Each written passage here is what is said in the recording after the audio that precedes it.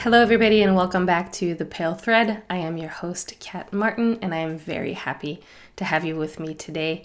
Today, we'll be discussing the very unfortunate passing of Lisa Patterson, a 36-year-old woman who was a mother of a young adult, almost young adult, and the wife of Scott Patterson, and to not be confused with Scott Patterson. There's a lot of similarities, and we'll see that throughout the video today. But together, today, let's pull the thread and see where it leads us. Lisa Patterson was born on November 16th, 1972. She comes from a very nice, wholesome family. Her mother's name was Lucille. Her father was Jerry Young. She has two sisters, one that is 4 years older than she is. Her name is Christine. We'll hear from her a little bit later on. And Christine says that Lisa had always been a very happy kid. She always had a smile on her face. And it's also what we learned throughout her life that she stayed that way. A lot of people said, even though if she was in a bad mood, you could never tell because Lisa was just that happy of a person. If you hear chewing behind me, I'm sorry, my dog is next to me and he has allergies. Lisa has always been likable, so throughout middle school, high school, everybody loved her. They grew up in Philly originally. They moved around a little bit. She loved to rollerblade in her spare time as a kid, and she also always had a Cabbage Patch Kid with her. I feel like that's very American. I'm Canadian, and I feel like we didn't have that as much here, but apparently she loved her Cabbage Patch Kid. She graduated in 1990 from high school from a suburb of Philadelphia. She went to the Philadelphia Art Institute in college. She actually fell pregnant when she was in college, so I believe she took a break while she was in college and then went back to finish her schooling once she had given birth when her son Dylan was very young. So even though she was very young when she had her son, she was 19. She has done everything she possibly could to give her son the best life ever. She was a hardworking person. Everybody knew that about her. She's also very social, but as she aged, she went out a little less than when she was in college and things like that. But everybody says that she was an amazing mother. Her son's name was Dylan McCoy. I have to give credit to my favorite podcast ever. It's called Small Town Murder. It's hosted by James Petrogallo and Jimmy Wisman, and it's my favorite podcast ever. And I actually found a lot of information throughout their podcast, but I do also think that we found the same sources. So, but they were saying in that podcast how Dylan McCoy is a cool name, and I really agree. Anyway, she's a single mom, and at first she started working in the mall when she was a student. She worked at JCPenney's, and she always liked her job. Even when she was just working as a salesperson at JCPenney, she always liked being in that mall kind of vibe. She then moved from Swayze, Indiana to Marion, Indiana for a marketing job. Although she studied arts, she ended up working in marketing, and she was actually really good at it. She became a director in marketing at DWXXC. I tried looking up what that was, but just couldn't find anything. She eventually became the marketing director for JCPenney's, the same JCPenney she used to work at. Yeah, so I thought that was really interesting. She also loved going to work. Like I said before, there's something about being in a mall that she appreciated. And I think it has to do with like people watching. She also managed to raise a really, really good kid. Everyone agreed Dylan was a really good seed. She instilled in him very good values, and he was a stand-up kid. In 1995, Lisa's friends invite her out to go clubbing, and she decides to say yes for one of the rare times and ends up at a bar with her friends, and she's dancing the night away, and she bumps into a man called Scott Patterson. Scott Patterson was a bit older than she was, but nothing major. He was born in 1969 in November. He is a good-looking, fit man. She finds him very attractive. She has a lot of fun with him that night. And although her friends are kind of thinking that he looks a bit like he's a bit off for some reason, she still really is into him. He ends up giving her his business card. And we later learn that Scott as a profession was a roofer. But on the card, it's not for roofing services. He's actually a Jean-Claude Van Damme lookalike, to the point where he has a business card. So I don't know how successful at it he was, but that's what his business card said. So I'm guessing there was a need for a business card. They hit it off very quickly. They married less than a year after meeting. It was approximately a year after, and they had a very extravagant wedding, and we're not sure where the money came from. We know that they eventually make a lot of money as a couple, but at that time, I don't know exactly where they found the funds to have such an extravagant wedding, but they did a Beauty and the Beast themed wedding. She came in with a horse-drawn carriage. She had apparently a very elaborate, big, poofy dress, like a princess. Even when they did the first dance, he put on a beast costume, I guess, and they danced to the song of the Beauty and the Beast. Later on, people would say that Scott had a tendency of wanting everything to be bigger, better than anyone else. Like, he was very flashy. So in the early 2000s, like I said, she got a job as a marketing director at the J.C. Penney's that she used to work at. And apparently she would rave about her job to her sister Christine. And Scott started a roofing company. So they made quite a bit of money. They were living quite the high life. First of all, their house was humongous. They moved in together, obviously. Apparently his roofing company was doing very well. Her as a marketing director also was doing very well. Like I said, she really liked working at JCPenney's, even when she was working as a salesperson. She stayed really close friends with a girl she used to work at when she was in sales at JCPenney's. Her name is Leah. And Leah was trying to explain just how good of a friend Lisa was. So one time, Leah and her family wanted to go on a vacation, but their daughter had a dance recital. It might even have been a dance competition. Probably a dance competition outside of the state. So they were going to skip the vacation and just do that for their daughter. And Lisa said, no, it's fine. I'll take her. So basically what Lisa did is her friend Leah and her husband went on a vacation and she took in her daughter for the weekend. So they went out of state to that competition. She rented a hotel and everything, and she went with her to the competition and brought her back. And so her friends were able to go on a trip. And maybe because I'm not a parent, to me, this is so huge. But I think that was very generous of her. Stacy was a very busy woman. She was part of a ton of clubs. She was part of some church groups. She had a ton of hobbies. She was independent, she was strong, and she was solid on her feet. And I bet that she would have kept on going on until she was very old. You know, these kind of ladies that always have something on the agenda. I feel like that would have been Lisa. So like I said, her and Scott are doing really, really well. They're going on big trips. They have this huge house that they bought in 1999 or 2000. I'm not exactly sure. It was at 5581 East 800 West LaFontaine, Indiana. It was a 4,700 square foot house.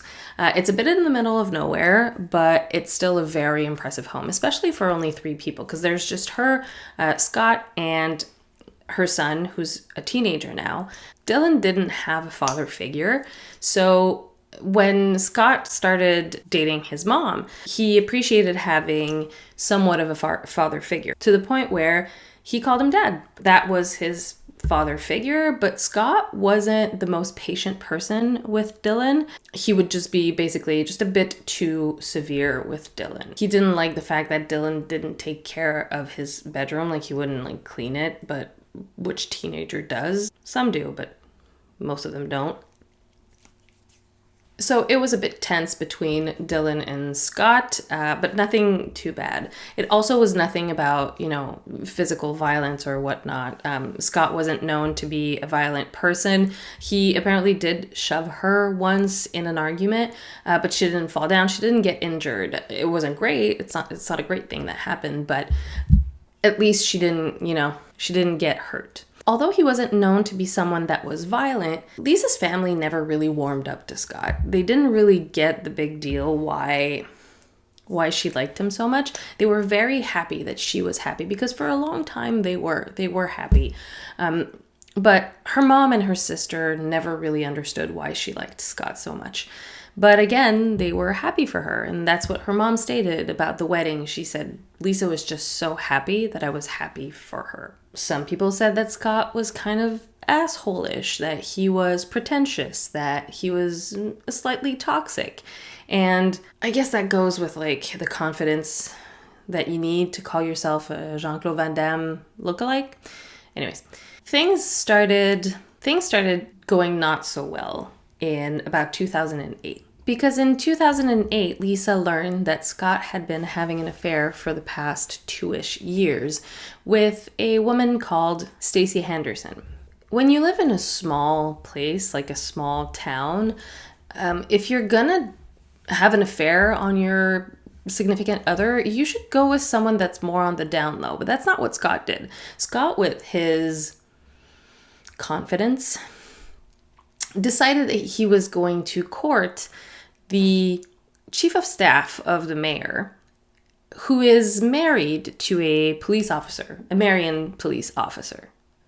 Fun fact about Marion. Marion is where they moved. Actually, they moved a bit outside of Marion, but it's such a like middle of nowhere place that let's say they're from Marion.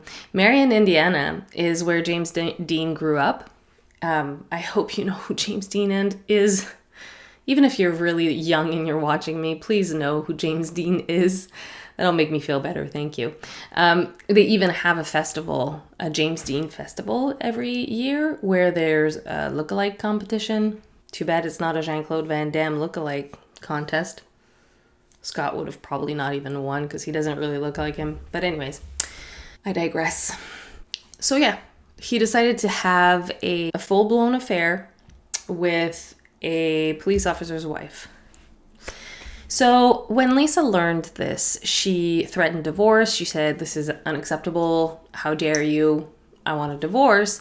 And I think Scott freaked out because I don't think that he didn't love Lisa. I just think that, like most people who cheat, he just got bored and was looking for attention.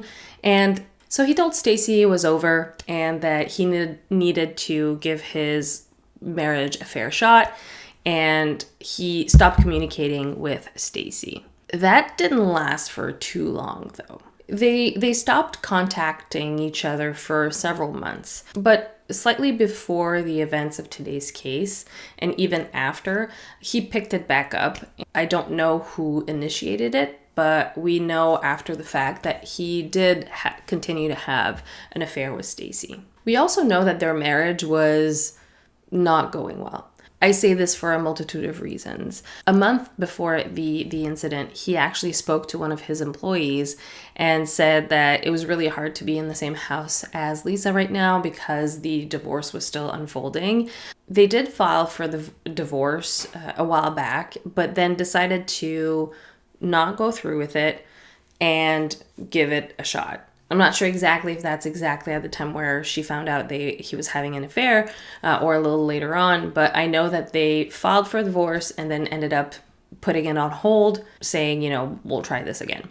Not long before the incident of today's case, people were noticing that it wasn't going very well. Like I said, he told a colleague that, it was really hard being in the same house as her as the divorce was finalizing. Yet I don't know if they had picked up again the conversation of divorce, but I do know for a fact that Lisa, 2 months before her death, reached out to her sister, Christine, who was her financial advisor, and she had a life insurance policy of $450,000 on which Scott and Dylan were both on. She shared with her sister that she was planning on leaving Scott and that she wanted Dylan to have everything. So Christine changed her life insurance policy, and that's what it was. Dylan also noticed that not long before her death, Lisa's death, she had removed the wedding pictures, the Beauty and the Beast wedding pictures from the home. That's usually a pretty good sign that, you don't even want to see, memories of a happier time. Basically, everyone was kind of aware that things weren't going so well. Scott said some pretty stupid things, if you ask me. He was having a conversation with one of Lisa's friends, and he said, you know, she's never going to get half of my company, which I think as a wife she's allowed to. He also at some point asked a realtor to appraise the house without Lisa's knowledge because he wanted to see if he could afford a divorce. And he was still telling Stacy that they were going to end up together.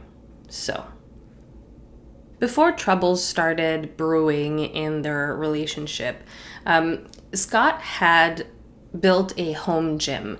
Mind you, Lisa had always been a very healthy, very fit person, but Scott was adamant that she kept up with it. So he bought equipment. He bought a treadmill. He bought a stair stepper. He bought a tanning bed, and some free weights and a bench press. Lisa was getting more and more obsessed with the idea of she can't gain weight, she has to be very careful, and so she was happy about the gym. Her son said that she would strictly stick to cardio and very light weights for a couple reasons. First of all, she wasn't very strong. She is a petite woman. And also, she had a neck injury from a while back, so she wasn't able to lift much. Dylan also said that she never used the bench press. He's never seen her use the bench press. She did try it once, and Scott was there to spot her. So apparently, she would have never, on her own accord, done really intense weights on the bench press or elsewhere. So on the morning of July 2nd, 2009, Scott Pattison, now 39, left the home to go run some errands and came back at around 11:30. He parked the car at 11:30, so he says, and came into the house around 11:45. He did some work in the morning, so he was feeling a bit gross, took a shower, and at 11:45 took a shower, and then realized that he hadn't seen his wife or heard his wife since he got into the house. So he started looking for her, and he went downstairs in the gym and found his wife blue in the face with the weight bar on her throat, cutting her airways. He says that he then removed the bar, tried giving CPR that he was apparently trained in, panicked, put her in the back of his pickup truck, not in the box, but on the back seats, laid her there, and drove towards the hospital. On his way there, he called 911 saying that he needed either help or an escort to go to the hospital because his, quote, wife had an accident at home. The ambulance caught up with them. Scott stopped the car and said that his wife was at basically the floor of the truck because when he was driving, he said it's hard to respect the body. The first responders tried helping Lisa, but it was too late. She was already passed. CSI Jason Page found bruising on her neck and an abrasion on her left shoulder. And it, honestly, the way Scott was explaining it, it just sounded like a really bad accident. So when they got to the hospital, she was pronounced dead there. There was obviously an autopsy made, but Scott called his mother-in-law, so Lisa's mother, and when Lisa's mother answered the phone, he said, "Meet me at Marion Hospital." And when she asked why, his very strange response was, "They just pronounced your daughter dead." And when she asked for elaboration and details, he just basically hung up on her. Of course, there was a lot of investigation done in the home. A lot of searches were done. They also inspected the machine on which Lisa was found. It was a Smith machine, and I don't know if you know what that is, but it's kind of a machine that you have a lot of opportunity to kind of lock in the bar at different levels. It is to prevent someone from having the entire weight of the bar, the weights on you, and like Scott is saying, happened to have a very unfortunate accident. Couple things. When he said that he found Lisa, and when they found the weights that Scott says were on Lisa's neck, it was 140 pounds. I'm pretty strong. For a girl, I'm pretty strong. Pretty sure I can't lift 140. So I really doubt that she would have even tried it, especially without someone spotting her. When the police asked Scott, is this something that she usually does? And Scott said, oh yeah, she's used this machine millions of times before. Yet Dylan says that he has never ever once seen her on the bench, other than that one time she tried and Scott was there to spot her.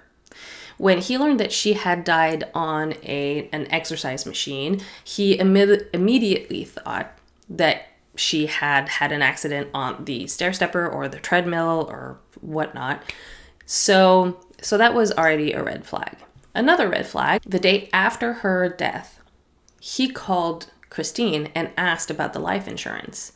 Just a small piece of advice. If ever you plan on murdering your significant other, don't ask about the insurance money the day after. It's a huge red flag. And she announced to him that he was not on her life insurance policy anymore, so he was shocked about that. And on the same day, he texted his mistress about her husband and asked if now her husband was trying to keep her closer because now he was free. He admittedly said that that was a weird way of, saying things, and I agree.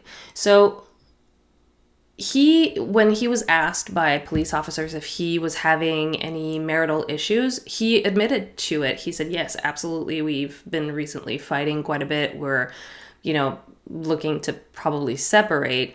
And then they asked if he was having an affair. And he said, in the past I have, but not anymore, which was a lie because the days leading up to the events and the days after, Scott kept very constant communication with her. I think to the tune of 100 plus texts the day of the murder. So we talked about some previous red flags. There are also some major ones that came out after, after the event. So the police had on file a call from a source that said that in 2001, Scott Patterson had asked someone to kill his wife, Lisa. So that was kind of old information, but still not neglectable. Another thing that kind of played against Scott during his trial, because of course he was arrested after they found out multiple things. When they searched the home, the machine didn't have any defects on it. There was 2 security guards that were supposed to be on the machine that weren't there. But other than that, it wasn't defective in any way. They, of course, looked around the house and they found a security system.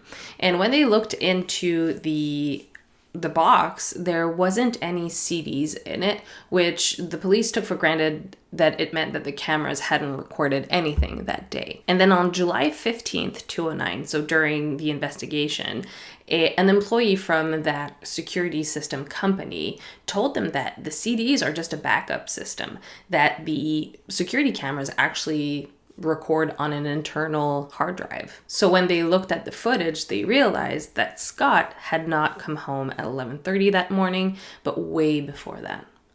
Not only did he come home way earlier, you can see movements in and out of the house. He was found to arrive at the home at 8:32 a.m. that morning, and he walked in and out and around the house. We see him at 9:56 a.m., at 10:03 a.m., at 10:07 a.m., and at 11:38 a.m. So his lawyer tried to keep that from showing up in court, but of course that failed.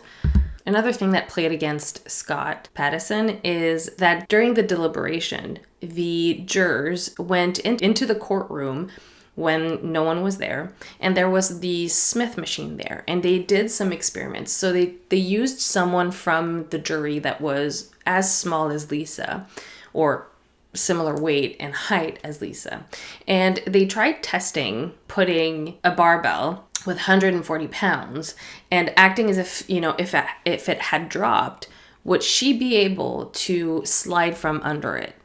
Even if she was alone, even if it was cutting her air off. And the person that was playing Lisa in this scenario could easily crawl out from under that bar. So for them, it kind of solidified that this didn't happen the way that Scott said it did.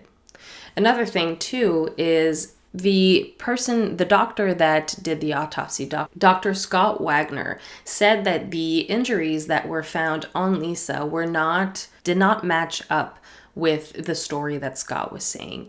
There was sign of petechia, and I'm not a doctor and I'm not a scientist, but petechia is when blood vessels burst, and it's usually done when there's physical asphyxiation. And 140 pounds on a throat, especially a small woman's throat, would have crushed the throat. It wouldn't have cut her airways, it would have crushed it. So because of the petechia that she had on her back and on the back of her neck, what they concluded is it was more likely of someone standing over her, choking her. And at first, when the autopsy was done, the death was first ruled as unattended, and that's usually when they don't know what happened and they can't put accidental or anything because they're not sure. So until they could know what happened, they put it as unattended.